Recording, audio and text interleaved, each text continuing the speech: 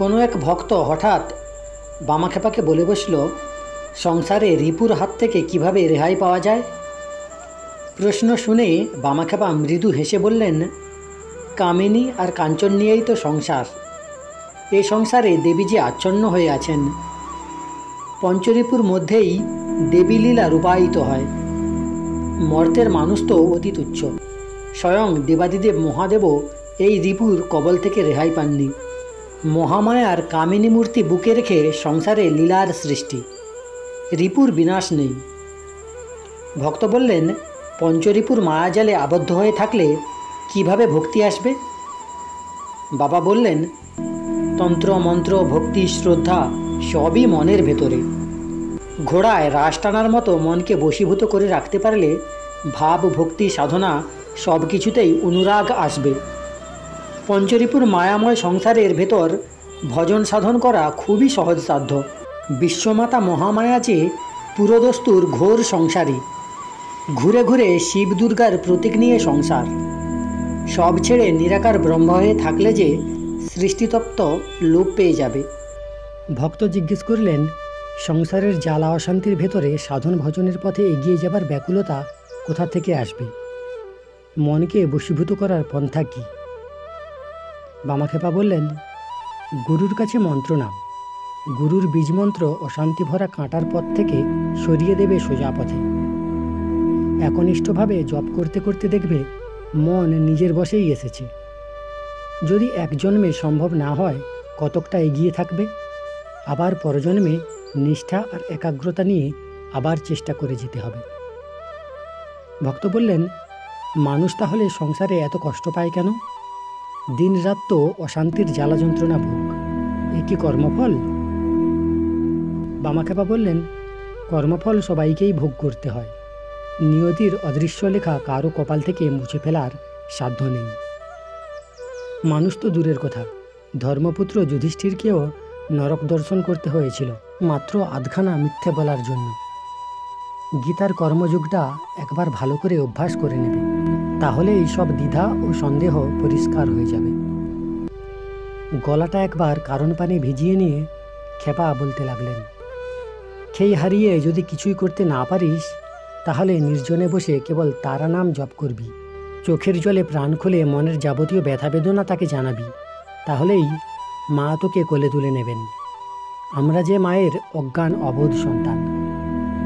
মা তার ছেলের কান্না কখনো সহ্য করতে পারে না। ভক্ত জিজ্ঞেস করলেন, মাকে কিভাবে দেখতে পাবো? বামাখ্যাপা বললেন, মাকে দেখতে ইচ্ছে হলেই দেখতে পাবি। তার জন্য চাই ভক্তি। সেই ভক্তি ব্যাকুলতা আকুলতা না এলে হয় না। ভক্তির ভেতরে অন্তর্দৃষ্টি জাগে, তখনই মা এসে দেখা দিয়ে থাকেন। মা যে ভক্তের গোলাম। সারাটা ভুবন মায়ের মূর্তি নিয়ে আচ্ছন্ন। দেবী যে বিশ্বময়ী। যে রূপে মাকে চাইবে সেই রূপেই মা ধরা দেবেন। বরা ভয় নিয়ে সবসময়েই মা দুহাত বাড়িয়ে দাঁড়িয়ে আছেন, দুহাত ভরে দেবার জন্য। হাত পেতে নেবার মতো বিশ্বাস নির্ভরতা চাই। ভক্তরা আবেগে উচ্ছ্বসিত হয়ে উঠল। কণ্ঠে কণ্ঠে উল্লাস ধ্বনি জেগে উঠল। তারা বলল, পুজোর এই কয়দিন আপনার মধুর সঙ্গ লাভ করে ধন্য হলাম। আজ মায়ের বিজয়ার বিসর্জন উৎসব সর্বাংশে সার্থক হল। আমরা অপূর্ব তত্ত্বজ্ঞান লাভ করেছি। বামাখ্যাপা আত্মবিস্মৃতির মধ্যে চমকে উঠে বললেন, আমার চিন্ময়ী মায়ের কি বিসর্জন আছে রে বাবা? তাঁর আবার বিজয়া কি? মায়ের বোধন প্রতিষ্ঠা করে 3 দিন ভক্তেরা হৃদয় নৈবেদ্য দিয়ে পুজো করে থাকেন। পুজোর শেষে ভক্তির মানস সরোবরে মাকে ডুবিয়ে রাখে। এরই নাম হচ্ছে বিসর্জন, বিজয়া। ভক্তরা খেপার কথা বিস্মিত হয়ে শুনতে থাকে। খেপা বলতে থাকেন, খড়ের কাদামাটি দিয়ে গড়া মায়ের মৃন্ময়ী মূর্তির ভেতর যে চিন্ময়ী রূপ লুকিয়ে আছে, তাও কি কোনো পুকুর বা নদীতে ডুবানো সম্ভব হয়? ত্রিভুবন জোড়া মা আমার।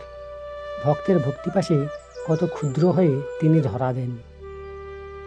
ভক্তের হৃদয় নদীর ভক্তি জলে মা যে নিজেই হাবুডুবু খেতে থাকেন।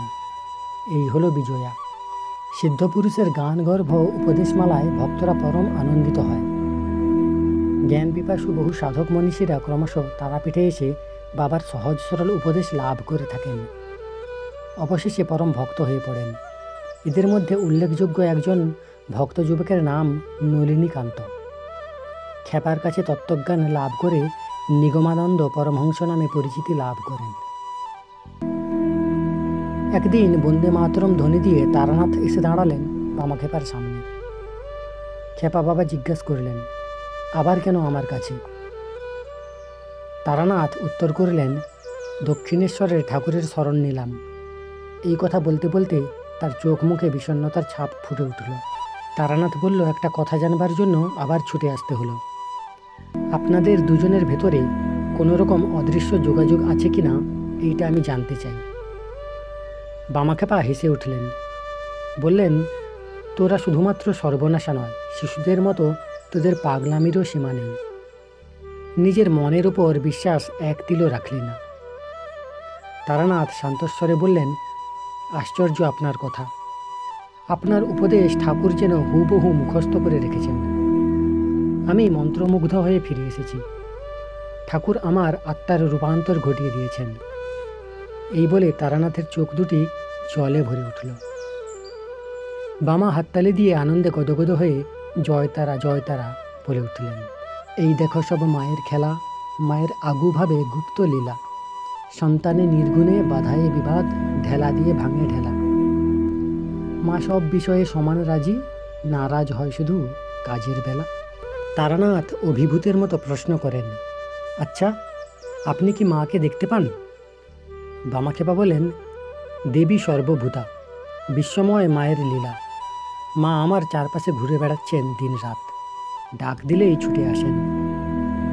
আগে রিপুগুলোকে জয় করে মনকে তৈরি করো, তারপর সাধনা। দেবীর দয়া হলে সিদ্ধি মিলবে। প্রণাম জানাই সমস্ত মানবাত্মাকে। পরের অংশ শুনতে চাইলে চ্যানেলটি সাবস্ক্রাইব করে রাখতে পারেন।